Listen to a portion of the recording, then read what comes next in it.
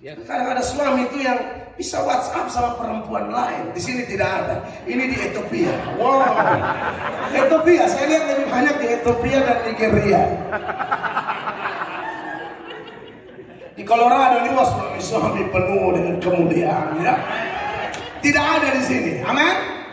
Tidak ada yang mengaku. Haleluya. Ada bapak-bapak WhatsApp sama istri orang. Tanya istri orang, udah mamang. Udah mamang. Enggak tuh, udah mamang. Istri dia mau makan, mau mati, emang dia mau pikir. Dia nanya. Istri orang dia tanya, udah mamang.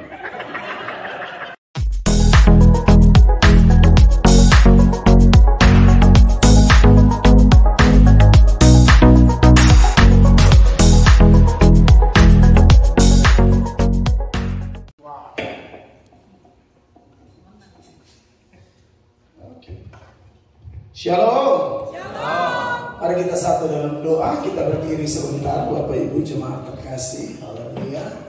Kita satu dalam doa. Terpujilah Allah pencipta langit dan bumi, Allah yang hidup, Allah yang tidak pernah berubah, dahulu sekarang sampai selama-lamanya. Kami ada sebagaimana kami ada mutlak karena kasih karunia Tuhan yang melampaui segala akal. Kami yang tidak layak Engkau pilih, Engkau jadikan anak-Mu, Engkau menjadikan alat demi kepentingan kerajaan-Mu. Kami percaya bahwa setiap detail kehidupan kami Engkau merancangkannya begitu indah sehingga kami ada sebagaimana kami ada. Diberkatilah semua gereja Tuhan, gereja Indonesia yang ada di Denver, Colorado ini dalam KKR Kasih Melanda USA. Kami berharap bahwa berkat yang lebih lagi, perkara dahsyat Tuhan kerjakan dalam kehidupan kami, dan kami yakin, yakinnya ketika 2-3 orang berkumpul dan sepakat Engkau ada di sini, kehadiran-Mu lebih penting dari segala sesuatu, karena kami meyakini bahwa kalau Engkau hadir di sini, kami berjumpa dengan Engkau, perjumpaan dengan Kristus tidak akan pernah mengecewakan siapapun. Perjumpaan dengan Yesus yang lemah dikuatkan, yang jatuh diangkat kembali, yang berdosa diampuni, yang sakit disembuhkan. Oleh karena itu kami yakin Tuhan, tidak ada satupun di antara kami yang pulang dengan kecewa. Sepanjang kami datang dengan sepenuh hati, kami akan pulang dengan berkat-berkat Tuhan yang luar biasa dalam kehidupan kami. Kasihani hamba-Mu yang hina ini, urapilah setiap huruf kata kalimat yang akan hamba-Mu seberangkan ya Allah, sehingga sungguh berkat Tuhan tercurah di sini, pemulihan terjadi, dan nama Yesus dipuji, dipermuliakan. Demi nama-Mu, Raja di atas segala raja, pusat pujian penyembahan kami, pusat pemberitaan kami, sumber segala berkat. Kami berdoa, dan semua yang siap terima firman Allah, satu hati kita berkata amin. Beri tepuk tangan yang meriah bagi Tuhan Yesus. Silakan duduk Bapak Ibu jemaat terkasih. Shalom. Puji Tuhan, saya mengucap syukur saya ada di tengah-tengah Bapak Ibu jemaat Tuhan persekutuan gereja-gereja Indonesia di Denver, Colorado dalam KKR Kasih Melanda USA. Saya bersyukur buat kemurahan Allah. Saya ada di Denver, 5 kali datang ke Amerika. Ini baru pertama kali ada di Colorado, dan kota ini memberi kesan yang luar biasa. Terima kasih buat semua saudara-saudara seiman yang menerima kami sebagai keluarga, sebagai saudara. Tidak peduli kita dibesarkan, dilahirkan dari darah apa, amin. Mau darah Amerika, mau darah Batak, darah Ambon, darah Tionghoa, saya darah NTT, tapi dalam darah Yesus kita dipersatukan menjadi keluarga, dan bukan keluarga besar, keluarga biasa, keluarga kerajaan Allah.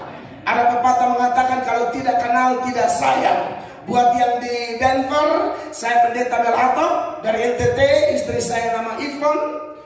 Tuhan berkenan April 2023 beliau akan ada di Amerika juga dalam KKR yang sama. Kami akan berkelanjutan. Itu menurut informasi dari Pak Utomo ya. Jadi saya sih siap tempur saja. Siap 86 diperintah tembak, ya kan? Ya kan? Pak Utomongi bukan Sambo ya, tapi beliau adalah Rambo rohani. Haleluya. Nah, saudara-saudara, saya menggambarkan satu gereja di kota Kupang NTT, Assembly of God dengan nama Amazing Grace. Gereja itu dikenal dengan bengkelnya orang-orang berdosa. Kenapa? Karena bagi saya gereja bukan tempat kumpulnya para malaikat.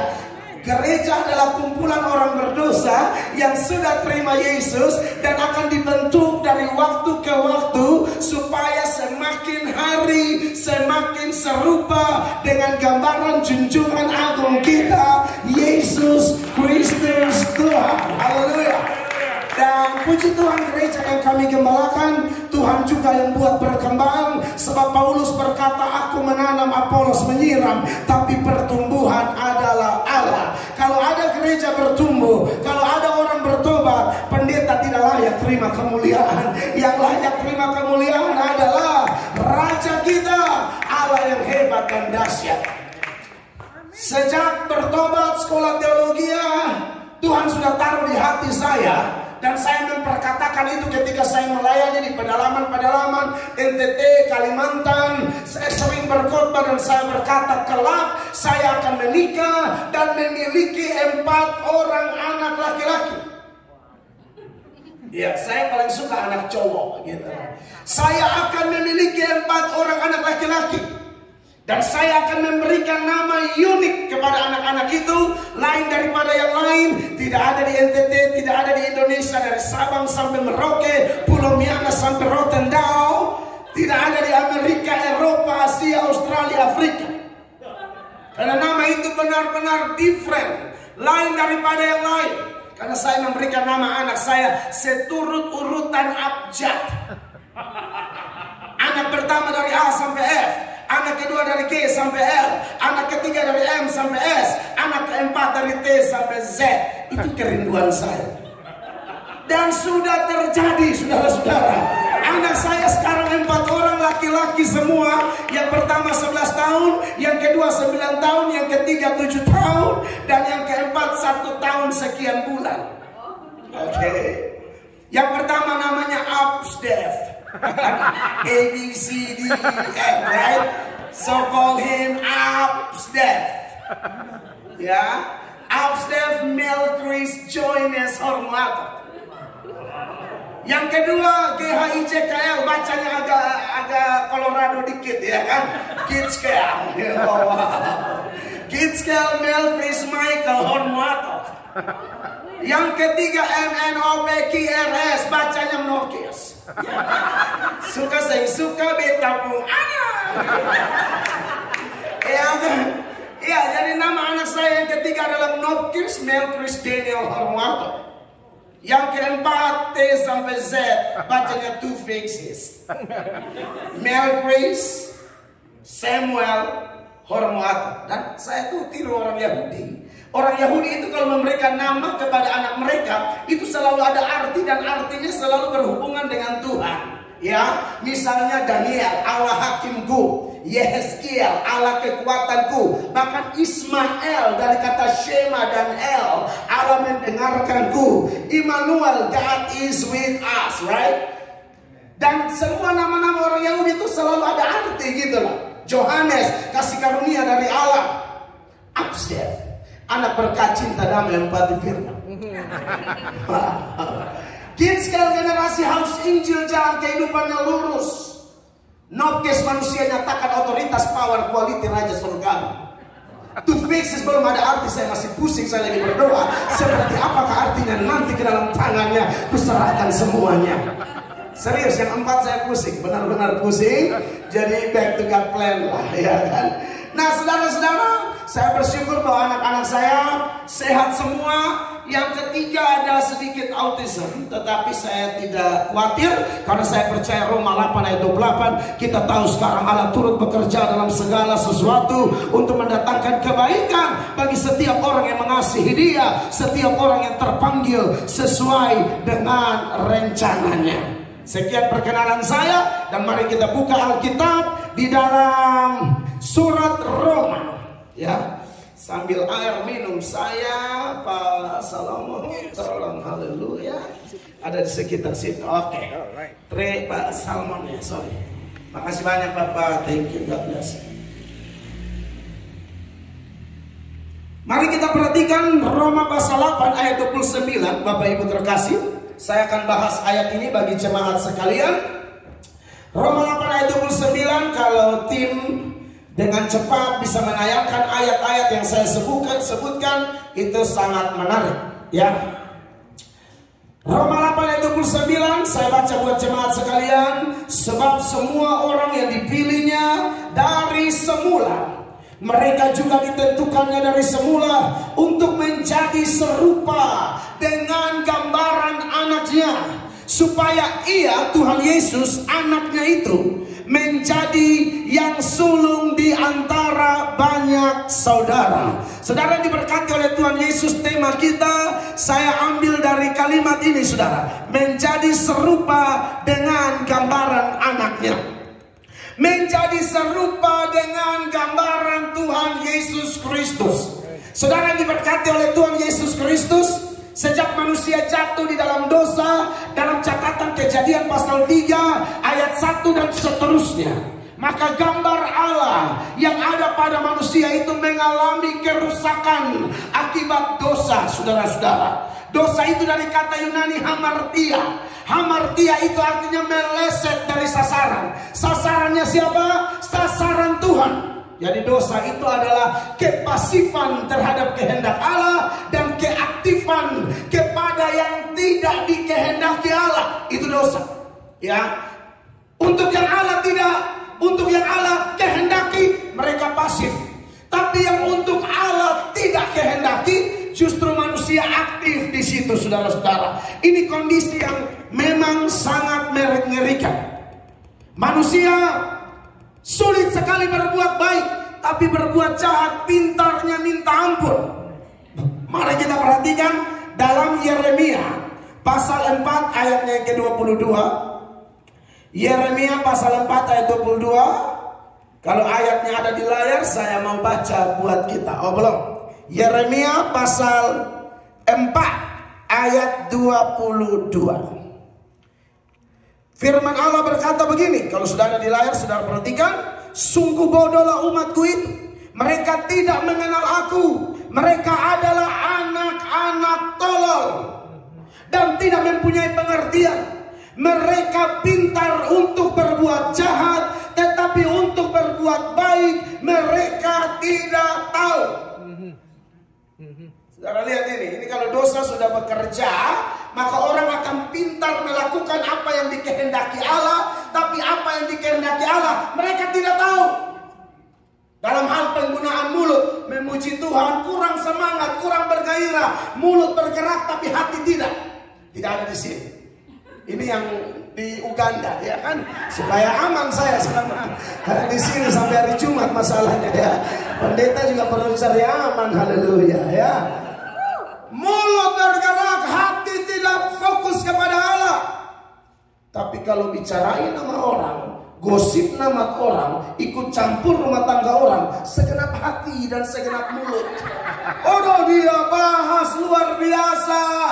Dia seperti setan, saudara-saudara. Anda tahu setan? Di hadapan Allah dia menjelekkan Ayub. Di hadapan Adam dan Hawa dia menjelekkan Allah. Di hadapan Adam dan Hawa, setan bilang apa? Tuhan bilang kalian makan mati. Omong kosong, makan aja tidak mati. Tuhan tuh takut kalau kalian makan buah terlarang itu, nanti kalian sama kayak Tuhan, makan aja. Di depan Allah ketika Allah puji kesalehan Ayub, sudah kau lihat hambaku Ayub, langsung setan bilang, iya, itu tapi kan dipagari, makanya kayak begitu. Anak-anak setan begitu. Kalau kita puji orang tertentu, dia langsung sambar. Iya, tapi kan di Colorado tidak ada. Ini lebih banyak di Taipei. Saudara tahu ciri anak-anak setan? Kita jangan muji orang, apalagi orang yang dia tidak suka. Dia langsung sambar. Langsung menjatuhkan orang itu. Nah itu produk setan. Hati-hati Bapak Ibu ya. Secara jasmani Secara jasmani kita punya keturunan yang jelas, papa siapa, mama siapa. Tapi secara rohani hanya ada dua keturunan. Keturunan anak Tuhan dan keturunan setan. Amin. Makanya orang-orang Yahudi dengan bangganya mengatakan kami anak Allah, kami anak Abraham. Dalam Yohanes 8 ayat 44 Yesus berkata, iblis adalah bapamu, bapa segala pendusta. Jadi pola de fide et impera yang dipakai Belanda dulu untuk adu domba orang Indonesia, itu setan sudah pakai duluan. Di depan A dia kasih jelek B, di depan B dia kasih jelek A. Kalau ada orang Kristen kayak begitu di Colorado, turunan setan. That's it. Ini saya sudah mulai tidak jaga, saya sudah cari aman lagi. Mau kacau-kacau dah. Haleluya, anggap saja undangan terakhir.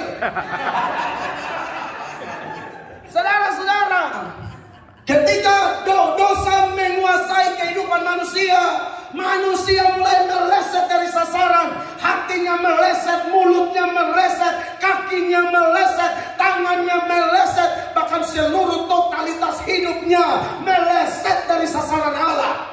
Tapi kita bersyukur, pujian akhir dari Ibu Lydia tadi, karena begitu besar kasih Allah akan dunia ini, sehingga Ia telah mengaruniakan anaknya yang tunggal, supaya setiap orang yang percaya padanya tidak binasa, melainkan beroleh hidup yang kekal. Dan bagi siapa yang terima Dia, 2 Korintus 5 ayat 17 berkata, jadi siapa yang ada dalam Kristus, dia adalah ciptaan baru, yang lama sudah berlalu, sesungguhnya yang baru sudah datang.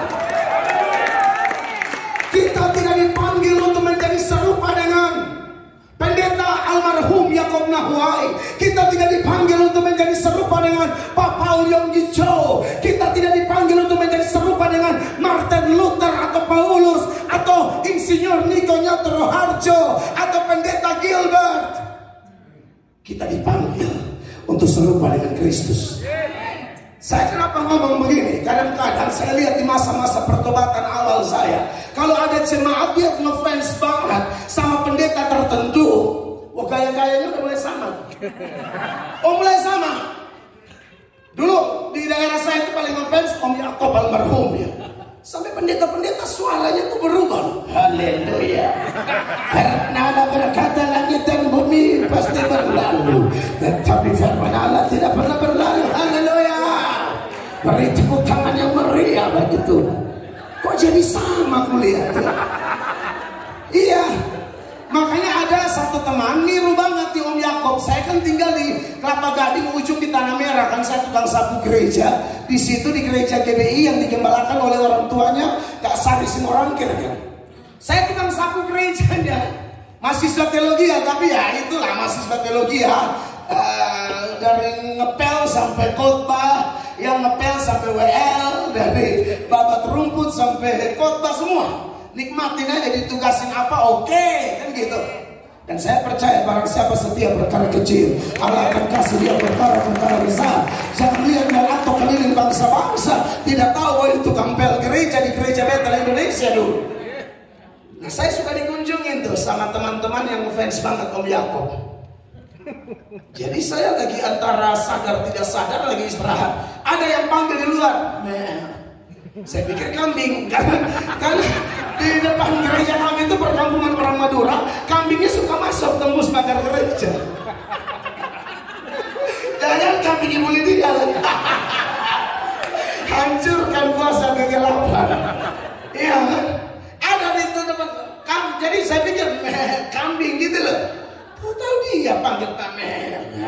Kalau suara nggak gitu-gitu amat, mulai gereja di Om Yakob niru. Kita tiru teladannya, amin. Semangatnya, nggak usah sampai semua-mua. Ada tuh dulu anak-anak muda bertobat, adalah pendeta tiba-tiba bertato penuh. Anak-anak muda semua pada mau tato. Saya bilang, kalau lu bertobat, sebelum bertobat lu sudah tato, nggak ada masalah. Menurut gua nggak hapus, nggak ada masalah. Tapi kalau sudah bertobat, lu mau niru-niru pendeta bertato dengan alasan saya mau menenangkan jiwa orang-orang bertato. Yang menenangkan jiwa bukan tatomu, bahkan bukan khotbahku. Allah yang hebat, Roh Kudus yang bekerja. Jangan bikin aneh-aneh yang mencederai nama baik gereja ikut arus ini orang-orang. Kita semua punya pemimpin. Tiru keteladanan mereka yang sesuai dengan kitab suci. Titik. Amin. Tetapi lebih daripada itu, ayat yang kita bahas dan tema yang kita angkat menjadi serupa dengan gambaran Tuhan Yesus. Itulah sentral kita. Amin. Itulah teladan agung kita. Itulah pokok pembelajaran kita. Nah, saudara-saudara, kalau bicara menjadi serupa dengan Tuhan Yesus, ada beberapa hal yang mau saya sampaikan. Tuhan Yesus itu seperti apa sih? Atau apa yang dia kehendaki supaya kita sama dengan dia? Yang pertama, di 1 Petrus 1 ayat 16, firman Allah bilang begini, kuduslah kamu karena aku kudus. Haleluya. Orang yang menjadi serupa dengan Kristus, hal pertama yang saya tekankan adalah kuduslah kamu karena aku kudus. Kita ini orang Indonesia tinggal di Amerika, apalagi di California dan seterusnya. Saudara bisa lihat itu kehidupan, pola pikir segala macam. Saya lihat mengerikan sekali. Ya namanya hak negara ini, tapi buat saya kaget karena saya cuma pendatang di sini. Saya mau masuk kamar mandi kok gendernya 3. Saya kaget dulu. Perasaan di Alkitab Adam dan Hawa nggak ada Hasan di situ. Ya. Adam Hawa nggak ada Hasan kan? Kenapa jadi ada yang kalau di mana ada bilang mantatenya? Itu kalau orang mana tahu. Mantatenya setengah jadi. Kelor makan marungga. Kan di NTT kelor itu marungga. Jadi kelor makan marungga. Itu banyak banget, saya bingung. Tapi saudara-saudara, kalau Anda lihat fenomena itu, memang sudah dinubuatkan bahwa yang jahat akan tambah jahat, yang cemar akan tambah cemar, tapi yang kudus akan tambah kudus, yang benar tambah benar. Amin. Firman Allah berkata, janganlah kamu serupa dengan dunia ini. Dunia sedang menuju kepada kehancuran, kebobrokan, kebejatan moral, dekadensi moral yang begitu luar biasa. Tapi anak-anak Tuhan semakin hari semakin bercahaya seperti bintang-bintang, kata Paulus. Daniel dan Paulus mengatakan hal yang sama, bahwa orang-orang percaya di zaman akhir menuju akhir zaman. Kita seperti bintang-bintang yang bercahaya di tengah-tengah angkatan yang jahat ini. Amin. Kudus itu dari kata Yunani hagios. Hagios itu artinya dipisahkan dari dan dikhususkan bagi. Kudus artinya dipisahkan dari dunia dan dikhususkan bagi Allah. Rumah kudus, rumah yang dibedakan dari rumah yang lain dan dikhususkan bagi Allah. Makanya Alkitab bilang, hormati hari-hari Sabatku dan hormati rumahku. Makanya gereja itu harus beda, tidak boleh dicampur-campur aneh-aneh. Kadang-kadang orang bikin acara dansa-dansa di gereja. Untung Tuhan kita tuh Yesus. Kalau Tuhan melatok, saya cekik kasih mati sama-sama. Serius loh, untung Tuhan tuh Tuhan Yesus. Kalau melatok jadi Tuhan, lu habis. Ya, kalau bahasa di NTT dan beta cekik lu kasih mati. Anda bersyukur sama Yesus. Amin. Dia panjang sabar, tapi jangan terlalu panjang sabar karena mempermainkan kasih karunia Allah. Alkitab bilang jangan sesat. Allah tidak membiarkan dirinya dipermainkan. Amin. Amin, saudara-saudara. Jadi saudara-saudara, dibedakan dari, dikhususkan bagi.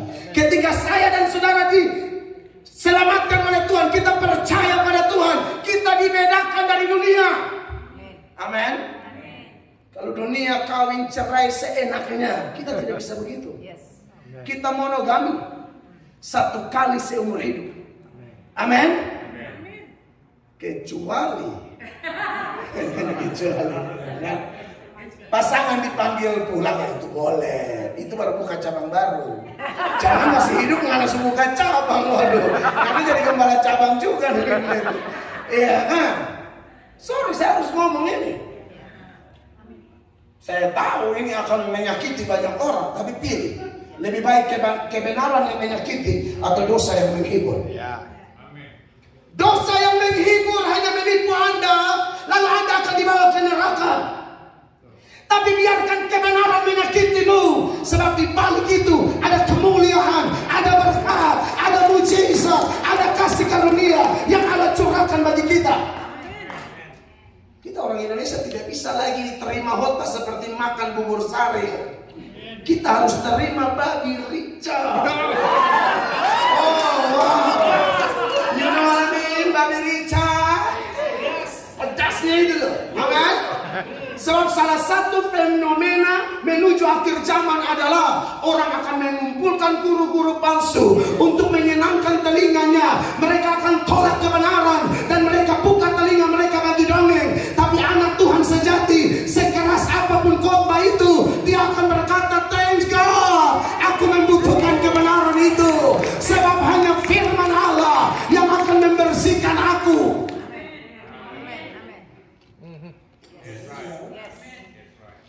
Saya bisa omong mujizat di sini, tapi udah ada porsi pendeta lain. Saya ini porsi cincang dan cincang. Amin, saudara. Maksudnya cincang dosa. Amin. Yang kita bencikan dosanya, bukan orangnya. Saya baca berita seorang bapak di Eropa tuh tembak anaknya karena anaknya LGBT. Yang kita benci dosanya bukan orangnya. Dosanya kita cincang, orangnya kita sambut. Kita semua juga orang kotor kan. Untuk kasih karunia Allah yang memisahkan kita dari dunia. Jadi kita harus bisa terima orang lain dalam artian terima yang mendidik, terima yang menyampaikan firman, terima yang disertai dengan teguran yang nyata-nyata. Sebab Alkitab berkata kasih yang tersembunyi itu tidak baik. Lebih baik teguran yang nyata-nyata daripada kasih yang tersembunyi. Amin. Kekasih Tuhan, kuduslah kamu karena aku kudus. Ada orang menolak ini. Anda tidak tolak pendeta, Anda tolak Tuhan. 1 Tesalonika 4 ayat 7 dan 8. Ayat 7 bilang begini, Allah memanggil kita bukan untuk melakukan apa yang cemar, tapi untuk melakukan apa yang kudus. Lalu di ayat 8 Paulus beri keterangan, kalau ada orang yang menolak ini, dia bukan menolak kami, tapi menolak roh Allah. Amin. Saudara, Tuhan sudah mau kembali. Kita tidak bisa hidup seenak-enaknya. Saya lihat ada satu spirit atau roh yang mengerikan di Amerika ini. Masalah mamon. Gara-gara uang orang tidak kudus. Bahkan pendeta pun harus hati-hati. Kalau sudah urusan uang, bahkan pendeta pun harus hati-hati. Amin, kekasih Allah. Sebab kalau sudah urusan uang, orang bisa tidak kudus. Orang buang kebenaran, orang injak kebenaran, orang bisa permainkan kekudusan Allah. 1 Timotius 6 ayat 10 bilang, akar segala kejahatan adalah cinta uang. Karena cinta uang, saudara-saudara, orang rela tinggalkan iman, rela disiksa dengan berbagai-bagai duka. Maka dari itu, sebagai hamba Tuhan Yesus, kalau mau kita semakin serupa dengan gambaran Tuhan, mari kita hidup kudus. Dimulai dengan apa? Terima Yesus sungguh-sungguh. Yang kedua, jangan lupa firman Tuhan itu kekuatan. Itu yang membersihkan kita. Fungsi firman Allah 2 Timotius 3 ayat 16 dia bilang begini, segala tulisan yang diilhamkan Allah memang bermanfaat untuk mengajar, untuk menyatakan kesalahan, untuk memperbaiki kelakuan, dan untuk mendidik orang dalam kebenaran. Lalu ayat 17 dia bilang, supaya semua manusia kepunyaan Allah diperlengkapi untuk setiap perbuatan baik. Itu firman. Makanya siapa Pak Yongki atau siapa cerita saya, ada seorang pendeta terkenal tapi mulai bikin jemaat Hillville gara-gara dia khotbah dia bilang saya tidak perlu baca Alkitab lagi. Waduh, sombong banget. Mentang-mentang udah jadi pendeta tidak perlu baca Alkitab lagi. Aduh, saudara-saudara, saya sering ngomong di mana-mana, khotbah itu ngomong tentang Tuhan. Baca Alkitab, Tuhan ngomong dengan kita. Amin. Saya pikir suara Tuhan sudah final lah sampai Wahyu. Ya, mau dengar suara Tuhan, saat teduh aja. Di pasal berapa, silakan Tuhan ngomong sama saudara. Ada orang bertanya, bagaimana sih Pak Mel supaya baca Alkitab kita bisa mengerti, bisa berubah? Yang pertama, sebelum baca minta ampun dosa. Yang kedua, minta Roh Kudus buat kita mengerti. Yang ketiga, bilang sama Tuhan, hamba baca untuk hamba mau lakukan. Itu cepat mengerti. Itu paling cepat diberkati. Kalau baca hanya untuk tahu, baca sampai mati pun tetap begitu terus. Amin, saudara. Buat orang muda, Mazmur 119 ayat 9 mengatakan apa sih? Dengan apakah seorang muda mempertahankan kelakuannya bersih? Dengan menjaganya sesuai dengan firman-Mu.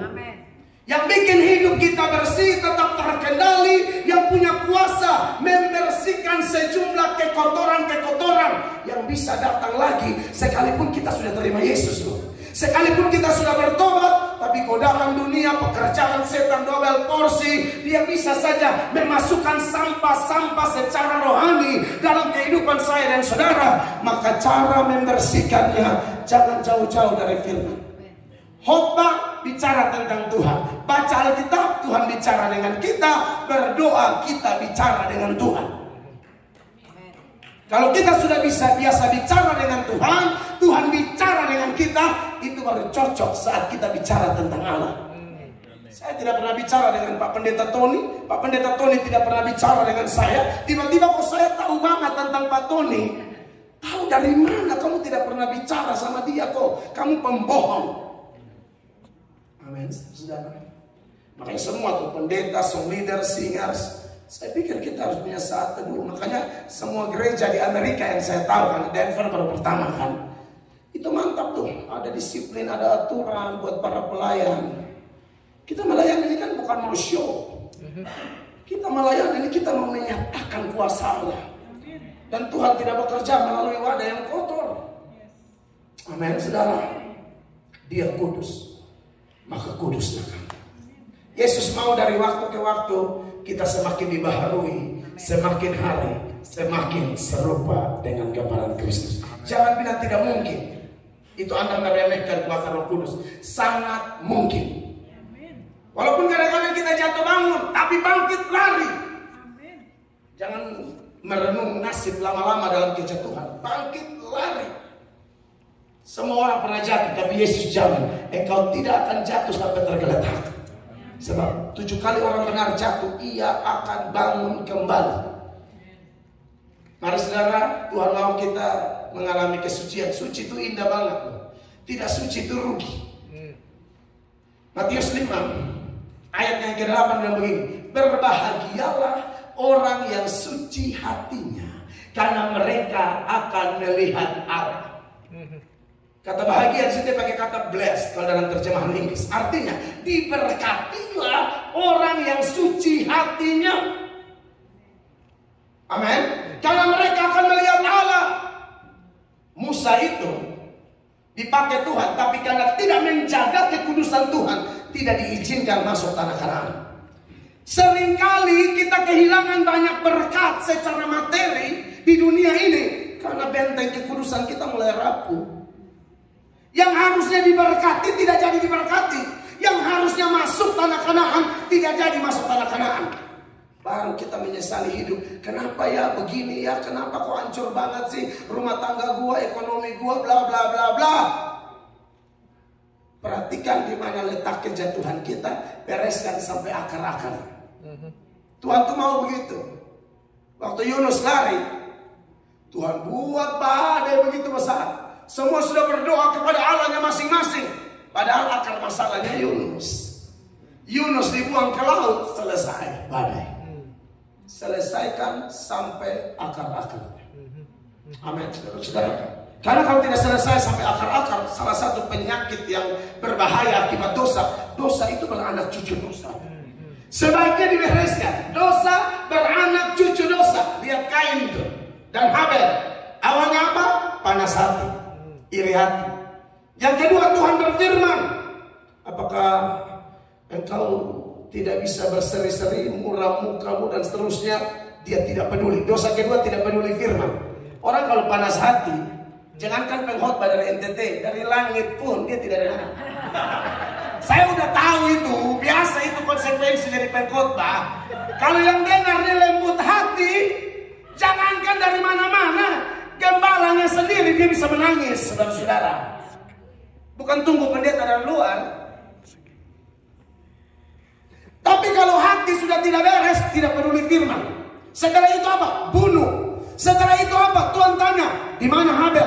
Emangnya aku penjaga adekku? Tipu. Dosa melahirkan dosa. Kadang-kadang untuk tutup dosa ini pakai dosa ini, tutup dosa ini pakai tipu. Mendingan kita bereskan sampai akar-akar, datang dan 1 Yohanes 1 ayat 9 bilang begini, jika kita mengaku dosa kita, Ia adalah setia dan adil, sehingga Ia akan mengampuni kita dari segala dosa kita dan menyucikan kita dari segala kejahatan kita. Selesaikan sampai akar-akar. Kadang ada suami itu yang bisa WhatsApp sama perempuan lain. Di sini tidak ada. Ini di Ethiopia. Wow. Ethiopia, saya lihat lebih banyak di Ethiopia dan Nigeria. Di Colorado ini suami penuh dengan kemuliaan, ya. Tidak ada di sini. Amin. Tidak ada yang mengaku. Haleluya.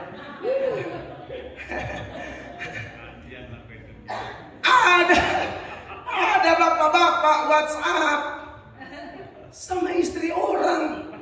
Tanya istri orang, udah mamang. Udah mamang. Bilang gak tuh, udah mamang. Istri dia mau makan, mau mati, emang dia gue pikir. Jangan nanya. Istri orang dia tanya, udah mamang.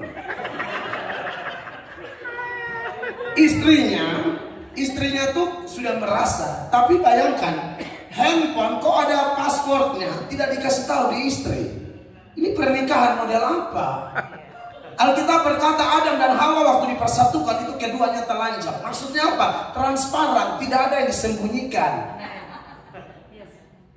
Ini password harus sembunyi dalam rangka. Maksudnya dalam rangka apa gitu? Itu pertanyaan kali NTT. Dalam rangka? Nah itu maksudnya lu jawab sendiri. Dalam rangka apa? Pakai password. Tapi istrinya ini memang hamba Tuhan, pendoa. Saya lihat di banyak-banyak, di mana-mana tuh. Biasa ibu-ibu tuh lebih cepat bertobat. Kalau ada bapak bisa bertobat duluan, itu tanda-tanda zaman itu. Yesus sudah mau kembali, persiapkan diri. Serius loh. Ibunya bertobat, doa minta pertolongan Tuhan. Jadi bapaknya tuh buang handphone aja di situ. Lu mau cari tahu sampai lu mati gak bakalan ketemu. Istrinya doa, saudara-saudara. Istrinya cuma coret-coret, kan ada angka tuh 4, 3, 2, 1 gitu lah. Dicoret sembarang terbuka. Itu mujizat loh, itu mujizat loh. Kalau saya nggak percaya kalau bukan mujizat, itu pasti mujizat itu. Iya kan? Karena tanpa mujizat kau begini sampai sangkakala berbunyi, tidak akan keluar itu ini. Sampai Yesus datang di awan-awan kau begini terus. Iya kan?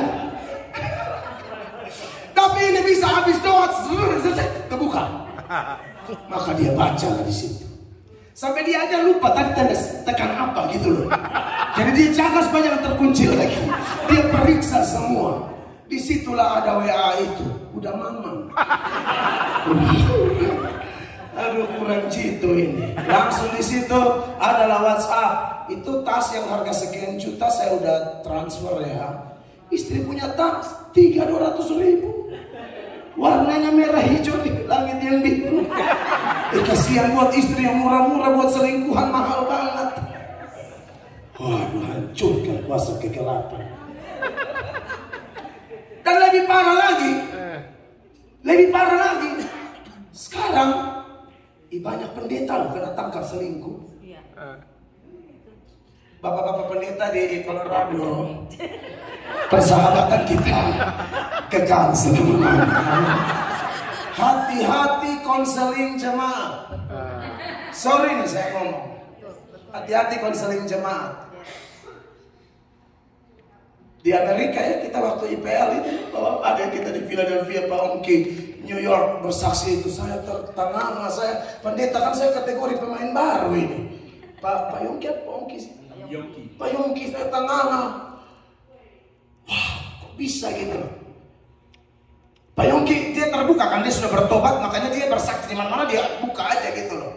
Dia bilang awalnya sharing, lama-lama sering, terakhir serong. Waktu itu beliau tidak tambah, saya tambah sendiri. Terakhir sorong. Iya kan? Karena terlalu banyak konseling lawan jenis di tempat-tempat tak terduga, timbullah perasaan-perasaan terlarang. Ada aturan kali. Amin. Saya bukan sok suci, tapi ini fakta di mana-mana pendeta tumbang, saya harus bicara ini dong. Kalau pendetanya udah begini, domba-domba kasihan. Mau teladan apa? Mau khotbah hebat kayak apapun kalau hidup tidak kudus, percuma. Keteladanan hidup kita berbicara lebih kuat dari kata-kata kita. Makanya Bapak Tuan senior, Pak Yongki segala macam nasihat saya. Ini saya omong ini karena saya terima nasihat itu. Setiap hari saya bisa mungkin video call sama istri. Saya tinggal di orang-orang Indonesia, keluarga kita yang mengasihi kita, aman terkendali. Saya jalan-jalan sendiri, tiba-tiba nyangkut di pohon. Kalau burung gagak betina datang, gak ada itu. Ya kan? Saudara-saudara yang dikasihi Tuhan, kuduslah kamu karena aku kudus. Dipisahkan dari dunia, dikhususkan bagi Allah. Supaya bisa tetap eksis, survive dalam kekudusan, jaga hubungan pribadi kita dengan Tuhan. Disiplinkan diri masing-masing. Yang kedua, jadi harus suci hati ya. Supaya pertama suci hati karena engkau akan melihat Allah. Apa sih pengertian melihat Allah? Melihat Allah di sini bukan kasat mata ya. Saya sering ketemu orang persekutuan doa tuh yang sedikit-sedikit tutup mata, aku lihat Tuhan. Aku lihat Tuhan. Saya bilang jangan-jangan lu kebanyakan lihat kalender. Kan ada kalender gambar Yesus kan. Khususnya yang bulan Agustus nih saya lihat. Tutup mata Yesus gendong domba. Tutup mata Yesus gendong domba. Sambil tanya dombanya siapa? Kalau dilepas suka masuk got, jadi biar digendong. Saya jadi ragu dikit-dikit orang lihat Tuhan. Emang Tuhan segampang itu, murahan banget. Tutup mata lihat Tuhan, tutup mata lihat Tuhan. Setiap hari Jumat naik ke surga. Gua jadi lupa gak balik. Mendingan di surga daripada di dunia. Bensin di Amerika udah naik ya. Mendingan ke surga. Pakai acara balik lagi. Ada loh pendeta yang setiap hari apa begitu, naik ke surga, turun bosan naik lagi. Saya mending di sana. Di sini cuaca gak jelas, LA panas banget, Denver tiba-tiba dingin begini. Tapi enakan di Denver sih ya. Saudara yang diberkati oleh Tuhan Yesus, dengar kekasih-kekasih Tuhan yang ada di Denver, Colorado, bahwa melihat Tuhan bukan kasat mata kayak gitu. Seorang kosmonot Uni Soviet namanya Yuri Gagarin. Semua pernah dengar Yuri Gagarin? Injak kaki di bulan. Pulang Yuri beri testimoni pengalaman dia di bulan. Dia kan ateis. Gimana di bulan? Dia kasih komentar banyak-banyak. Intinya dia kan tidak percaya adanya Allah. Dia bilang saya sudah injak kaki di bulan. Saya lihat kiri kanan neraka nggak ada. Surga nggak ada. Tuhan tuh nggak ada. Seorang pendeta balas tulisannya. Hey Yuri Gagarin di koran. Karena dia punya berita tuh di koran. Seorang pendeta tanggapi di koran. Yuri Gagarin, kamu tidak lihat surga neraka dan tidak lihat Tuhan karena kamu pakai itu O2 tuh. Maksudnya selang pernapasan. Tadi kalau lu cabut tuh langsung lihat neraka. Kau setan kau. Lu karena pakai itu masih ada napas, lu gak bisa lihat. Surga neraka itu dimensinya dimensi rohani, dimensi kekekalan, bukan kasat mata kayak gini. Lu gak lihat karena lu pakai itu tabung oksigen. Coba lu cabut, lu habis. Lu langsung tawakal. Itu enak aja. Surga tuh real. Amin. Surga nyata. Orang percaya selalu percaya apa yang Yesus katakan. Akulah kebangkitan dan hidup. Barang siapa percaya kepadaku, engkau akan hidup sekalipun engkau sudah mati. Itu makanya saya suka pakai bahasa Kupang. Tutup mata di sini, buka mata di sana. Saat itu juga kita pasti ke surga. Mau berapa lama di Denver? Saya tidak suruhin. Maksudnya ini bukan suruh bunuh diri loh ya. Jangan ada yang salah mengerti, pulang langsung by God. Jangan juga kali. Maksud saya ialah hidup kita 70 atau 80, amin. Lebih daripada itu kalau kuat kebanggaannya penderitaan, amin. Mata mulai rabun, asam urat, pinggang tatikan. Tidak ada orang tambah tua tambah kuat, omong kosong. Kan Paulus bilang dalam 1 Korintus pasal 4 ayat 16, kami tidak tawar hati meskipun manusia lahiriah kami semakin merosot, tapi manusia batiniah kami dibaharui dari hari ke hari. Makanya orang-orang beriman, Ishak aja buta, Abraham aja tambah tua, biasa itu.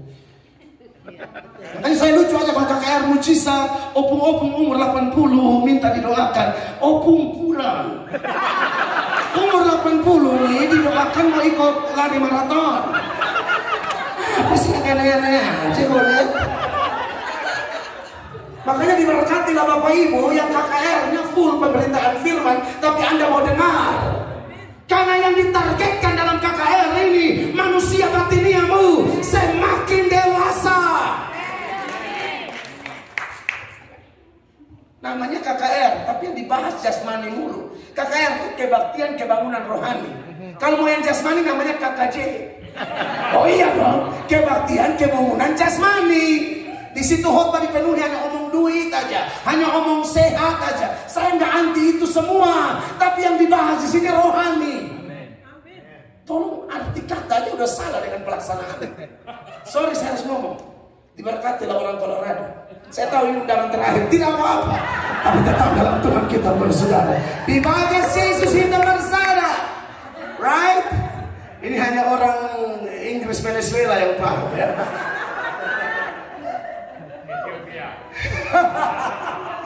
Kekasih Tuhan, melihat Tuhan dalam Matius 5 ayat 8, berbahagialah orang yang suci hatinya, karena ia akan melihat Allah. Ternyata setelah Yuri Gagarin, Jim Irwin dari Amerika injak kaki di bulan, dia anak Tuhan. Dia berkata, waktu saya injak kaki di bulan, saya merasakan hadirat Allah. Pengertian melihat Allah artinya kita tidak lihat kasat mata, tapi kita tahu di rumah kita Allah hadir. Di gereja Allah hadir, di tempat bekerja Allah hadir. Makanya ada kidung lama, Allah hadir bagi kita dan hendak memberi berkat, dan sisa apa yang berikut. Saya tidak tahu. Tuhan memberkati kita. Dia omnipresent, dia Allah Jehovah Shammah, dia Allah Maha Hadir. Orang kudus yang bisa rasa kehadiran Allah, orang kudus yang bisa mengalami kepekaan dengan Roh Kudus. Kalau hati kotor, kita bingung. Sudah lihat baca tentang Daud dan Saul dan Daud. Saul mulai menyakiti Tuhan. Alkitab berkata Tuhan tidak mau bicara dengan dia. Dia sudah pakai nabi, pakai segala macam, Tuhan tidak mau bicara. Tapi tiap kali Daud tanya Tuhan, Tuhan jawab. Daud tanya Tuhan, Tuhan jawab. Kekasih Allah, kita harus serupa dengan dia. Yang kedua, saya tidak terlalu lama. Beberapa wajah sudah mencurigakan. Tidak apa, tidak apa, pembalasan Tuhan. Saya ini paling hafal ayat-ayat yang mengancam ya. Jadi jangan coba-coba ya. Saudara, nggak apa-apa lanjutkan sekali-sekali tuh. Haleluya. Yang berikutnya, yang kedua, semakin serupa dalam hal apa? Yang berikut, kita harus serupa dalam kerendahan hati. Yesus berkata dalam Matius 20 ayat 28, dan sama seperti anak manusia datang bukan untuk dilayani, melainkan untuk melayani dan memberikan nyawanya menjadi tebusan bagi banyak orang. Ada pejabat, suami istri pejabat tidak mau melayani Tuhan. Di gerejanya ditugaskan jalan kolete. Dia marah sama pihak gereja. Tugasin orang lihat-lihat dong. Maksudnya dia kan pejabat. Dia ini orang kaya, orang berduit, orang punya pangkat kedudukan di kantor. Masa jalan kolete? Gue baca warta mimbar dong, jadi di mimbar kan. Kalau jalan dari kursi ke kursi itu hina banget gitu. Saya KKR di Sumba. Saya KKR, saya altar call. Bupati lari kan bertobat. Bupati ini suka kursi gereja. Saya tanya pelayanan Pak Bupati di gereja, gosok kursi gereja kalau ada kotor. Susun kursi bupati. Amin. Saya KKR di Timor Leste. Seperti biasa kayak di Amerika. Waktu saya lagi dijamu di restoran, dua pengusaha pamit, Pak kami Pak ya, kami ada jadwal pelayanan. Hari ini jadwal kami berdua konglomerat pengusaha dari Surabaya yang bisnis di Dili, Timor Leste. Saya bilang, ngapain Pak? Hari ini kami jadwal susun kursi. GBI Rock, di GBI Rock, saya ingat. Saudara mau serupa dengan Kristus? Amin. Paulus bilang, aku bekerja lebih dari mereka semua, tapi sekali-kali bukan aku, kasih karunia Allah di dalam aku. Oh, kita kalau mulai dipakai Tuhan, ada hamba Tuhan mulainya kayak hamba Tuhan, mengakhirinya kayak selebritis. Salah. Kita tidak dipanggil jadi hati nyonya, hati Tuhan, hati hamba. Amin, saudara-saudara. Makanya Tuhan begini, kalau kamu sudah melakukan segala sesuatu, bilang sama Tuhan, kami hanyalah hamba-hamba yang tidak berguna, yang melakukan apa yang harus kami lakukan. Padahal 70 murid berpulang dan mengatakan, begini cerita segala macam. Tuhan Yesus jangan bersuka cita karena itu, bersuka cita karena nama terdaftar di surga. Betul, kadang-kadang kita disebut sahabat, tetapi jangan lupa kita tetap hamba. Ada orang yang saya khotbah di radio, dia bilang, Pak Mel, kita bukan sahabat lagi, kita bukan hamba, kita sahabat. Seturut Yohanes 15 ayat 14-15. Saya bilang, Pak, baca Alkitab lengkap. Betul, 14-15 bicara itu di Yohanes 15. Tapi dia di ayat 20 Yesus bahas lagi, seorang hamba tidak lebih dari Tuhan. Kalau memang istilah hamba sudah dibuang, kenapa ayat 20 dia bahas lagi? Jadi ayat 14-15 tidak bisa tafsir begitu. Tafsir tidak boleh out of context. Ilmu tafsirnya diperdalam, Pak. Sekalipun kita sahabat, bisa bergaul karib sama dia, bisa curhat sama dia, kita tetap hamba. Amin. Oleh karena itu kita bersyukur punya Allah yang hebat ya. Allah yang maha kuasa, maha dahsyat. Salomo ketika dia berdoa selesai membangun bait Allah dalam 1 Raja-Raja 8 ayat 27, Salomo bilang begini, benarkah Allah hendak diam di atas bumi? Bahkan langit yang mengatasi segala langit pun tidak dapat memuat engkau. Karena Kristen itu juga percaya transendensi Allah. Dia Allah yang wakbar. Kristen percaya itu. Dia Allah yang transenden, tapi juga dia Allah yang imanen. Dia Allah yang menjauh di sana. Dia Allah yang wakbar. Tapi Allah yang wakbar itu berdiri di depan pintu kita dan berkata, lihat aku berdiri dan mengetok. Kalau ada orang mendengar suaraku dan membukakan pintu, aku akan masuk mendapatkan dia. Dan waktu dia masuk mendapatkan kita, Alkitab berkata, tubuhmu adalah bait Roh Kudus. Allah, Salomo bilang, langit yang mengatasi segala langit tidak dapat memuat engkau. Apalagi Allah. Tapi sekarang dalam Kristen, kita bersyukur Allah yang begitu tinggi bisa masuk di hati kita. Bagaimana bisa itu? Ya itulah Allah. Ada yang bilang agama kalian tidak masuk akal. Salah. Bukan tidak masuk akal, melampaui akal. Tidak masuk akal dari Hongkong. Akal kita, otak kita kayak roti kukus saja begini kok. Kamu masa bisa kali semua tentang Allah. Dia bukan gak masuk akal, lari lewat akal.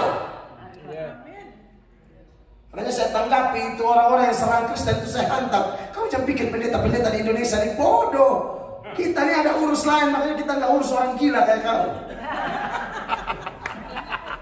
Itu video pertama saya viral yang ditonton oleh 8 juta sekian orang. Saya hantam itu Yahya Maloni, syukuri sudah bertobat. Dia berani kumat lagi, kita hantam lagi. Jangan coba, kita tidak pernah urusan ganggu agama orang, tidak boleh. Tapi jangan coba-coba ganggu agamaku. John Calvin mengatakan, anjing saja akan menggonggong kalau Tuhannya diganggu. Bagaimana aku hamba Allah, kebenaran Tuhanku diganggu lalu aku diam saja, anjing lebih baik dari aku, kata John Calvin. Amin, kasih Allah. Dia Allah yang maha besar, tapi dia turun sampai sehina-hinanya. Anak Allah rela jadi hina supaya kita yang hina diangkat jadi anak-anak Allah. Haleluya. Yang ketiga, puji Tuhan, pokoknya yang wajah tidak bersahabat ke dalam tangan yang kuserahkan semua. Tidak semua saya lihat Tuhan baik. Yang ketiga, kalau mau jadi seperti Tuhan itu banyak hal, saya bahas 4 saja ya. Nanti kalau kebanyakan kelamaan. Yang ketiga, selain suci hati, rendah hati, Tuhan tuh kerja apa-apa rela hati. Waktu dia selamatkan kita, itu keputusan sepihak loh. Roma 5 ayat 8, karena Allah begitu Allah menunjukkan kasihnya kepada kita karena anaknya telah mati untuk kita. Yesus Kristus mati untuk kita di saat kita masih berdosa. Tuhan tidak bilang Mel atau Pak Yongki, Ibu Lydia, bertobat dulu baru saya mati di Golgota. Tidak. Dia mati di saat kita masih kotor. Waktu kita percaya dia, kita terima barang jadi. Anugerah. Di Golgota dia berkata tetelestai. Karena begitu besar kasih Allah, Allah relakan anaknya. Maka kita harus melayani dengan rela ya. Terima kasih ya Bapak-bapak. Saya tahu Bapak Ibu jemaat pendeta-pendeta sibuk di deliver. Tapi Anda tahu KKR ini hanya berlangsung beberapa hari, saudara hadir. Thank you banget. Harus rela hati. Kadang-kadang pelayanan itu ada orang tidak rela hatinya. Saya tidak tahu kenapa. Terima kasih buat rumah-rumah yang sudah rela terbuka untuk kami hamba-hamba Allah. Alkitab bilang kasih hamba Tuhan itu secangkir air saja, itu tidak kehilangan upah. Apalagi kalau teh manis ya, jus mangga, oh wow ya, cappuccino. Bayangkan air dingin, itu air sejuk. Terjemahan 1985 bilang air dingin segelas kecil. Ini sudah air mandi lagi, air hangat lagi. Wow.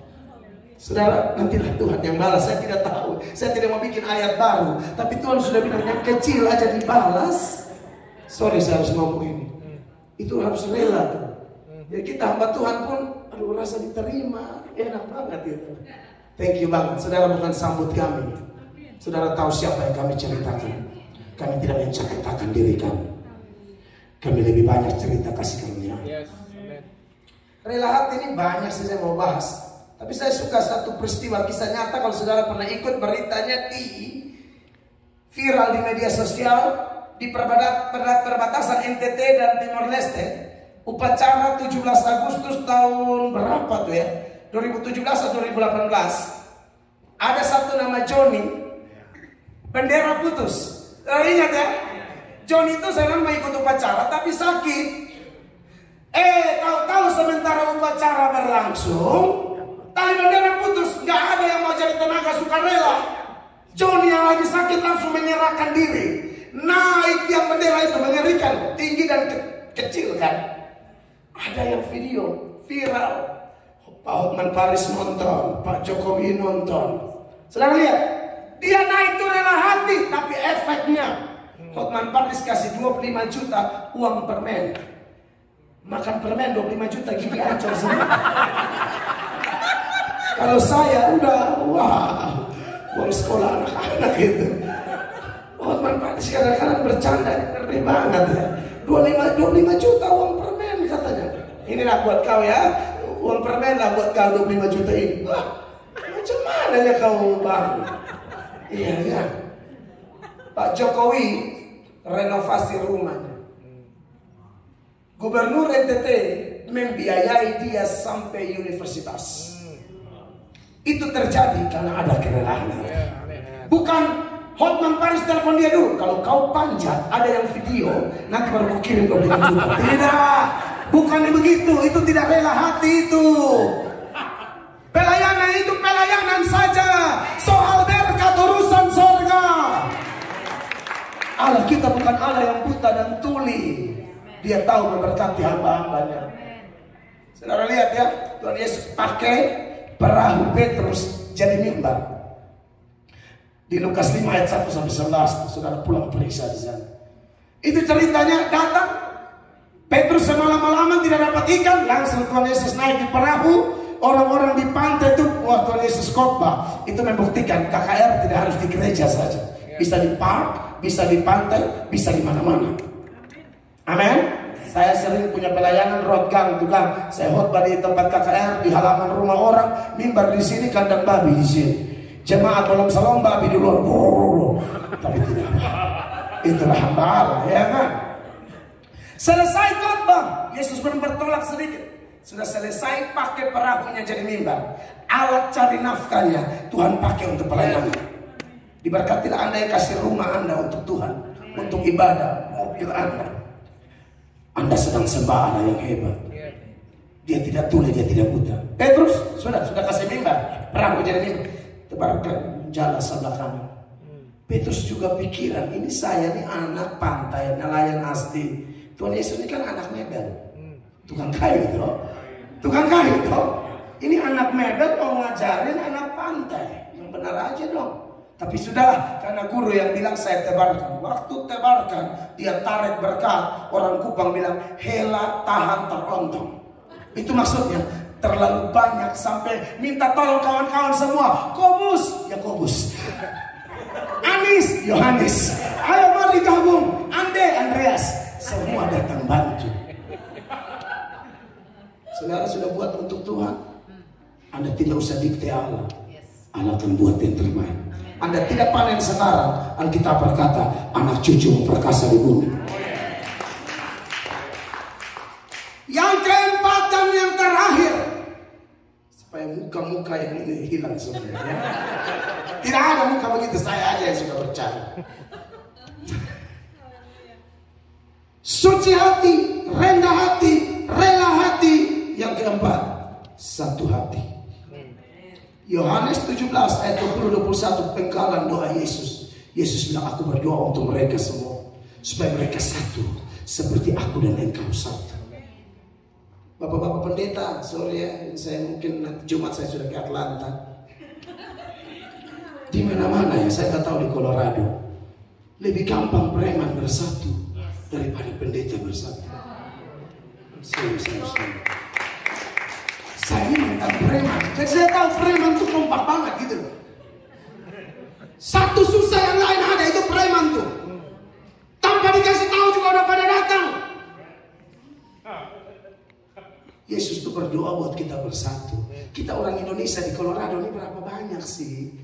Kalau pendeta-pendeta bersatu, kita panen. Tuhan mau tempatkan di mana kan itu urusan Tuhan. Amin. Di sini 5, di sini 12, di sini 17, di sini 800. Tidak pernah orang masuk surga Tuhan bilang begini, wow, banyak sekali talentamu. Tidak ada pujian itu. Perhatikan di Matius 25 perumpamaan tentang talenta. Yang 5 jadi 10, yang 2 jadi 4. Pujiannya sama. Baik sekali perbuatanmu, hambaku yang setia, turutlah dalam kebahagiaan Tuhanmu. Kalau mau Colorado dilawat Allah, biar dari kita yang sedikit ini satu hati. Mazmur 133 bilang, di mana ada kerukunan, di mana ada kasih persaudaraan, kesanalah berkat-berkat Allah dicurahkan. Bukan kita yang kejar berkat, berkat yang kejar kita. Dimulai dari keluarga masing-masing, gereja masing-masing. Satu gereja bersatu dengan gereja lain, Anda akan lihat kemuliaan Allah dinyatakan di sini. Saya selesai, segala glory bagi Allah. Haleluya. Terima kasih banyak, Tuhan Yesus memberkati. Oke Pak.